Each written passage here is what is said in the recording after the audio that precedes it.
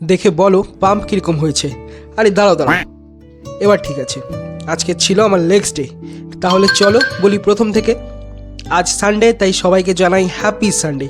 তো ভিডিওটা শুরু করলাম আমি এখান থেকে, মানে ঘুম থেকে উঠে ফ্রেশ হয়ে চলে আসলাম আয়নার সামনে, নিজেকে একটু দেখে নিলাম, তারপর হয়ে নিলাম রেডি।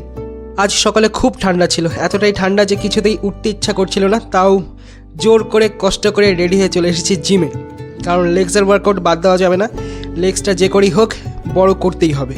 প্রথমে কিছু করে নিয়েছিলাম স্ট্রেচিং, তারপর করলাম ওয়ার্ম আপ, আর দুটো করেছিলাম ওয়েট দিয়ে ওয়ার্ম আপ, একটা ছিল 70, একটা ছিল 80, তারপর 90 দিয়ে শুরু করেছিলাম মেন সেট। তো ফার্স্টে করেছিলাম দুটো সেট 90 দিয়ে, 3 নাম্বার সেটটা করেছিলাম 95 দিয়ে। রেপিটেশন যেহেতু বেশি হয়নি, ওই 6 থেকে 7টা, তাই আর ওয়েট বাড়াইনি, এটা দিয়ে শেষ করেছিলাম স্কোয়াট। দ্বিতীয় ব্যায়াম করেছিলাম সব থেকে কষ্টকর বুলগেরিয়ান। এটা আমার মারাত্মক খাটনি মনে হয়, অনেক কষ্টও হয়, তবুও করতেই হবে কারণ পাম্প খুব সুন্দর হয়। আর তারপরে করেছিলাম এক্সটেনশন, এটা করেছিলাম 3টা সেট, রেপিটেশন রেখেছিলাম 15 থেকে 16। তারপর যেই ব্যায়ামটা না করলেই না সেটা হচ্ছে স্টিপ লেগ ডেডলিফট। এটা আমার খুব প্রিয় একটা ব্যায়াম শেষ করে করেছিলাম একটু কার্ডিও, যার জন্য টাইমটা অনেকটা হয়ে গেছিলো, তাই আর পাম্প চেক করা সেভাবে সময় পাইনি। একটু নিজে দেখে নিলাম আর তোমাদেরও দেখালাম, দেখে জানাও যে কীরকম পাম্প হয়েছে। আমার কিন্তু বেশ ভালোই লাগছে। ব্যায়াম করার পর পাম্প যদি সুন্দর আসে তাহলে তার দিল একদম গার্ডেন।